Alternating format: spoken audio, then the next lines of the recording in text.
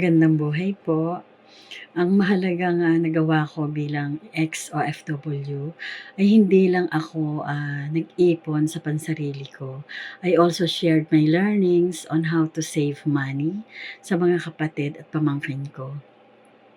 Nagkaroon din ako ng mga investments at, ngayon ay may passive income na rin ako.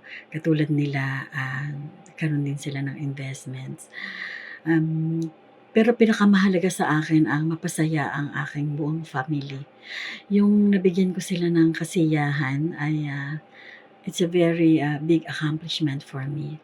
Every time kasi na nagbabakasyon ako na may nagaganap na family reunion and of course with, gift giving, sa amin sa isa't isa.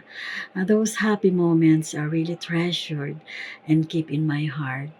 Alam kong ikinalulugod din ito ng Diyos, dahil nagbibigay ako ng bukal sa puso ko at walang inaasahang kapalit.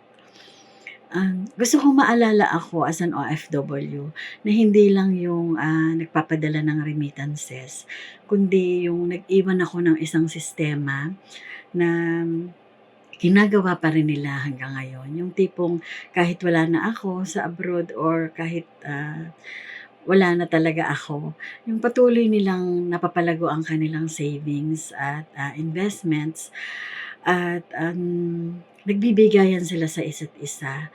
Gusto kong, sabihin nila na, "Oh, si Oya ang nagturo sa amin nito, invest at mag-save at yung, hindi kailangang maging mayaman upang makatulong.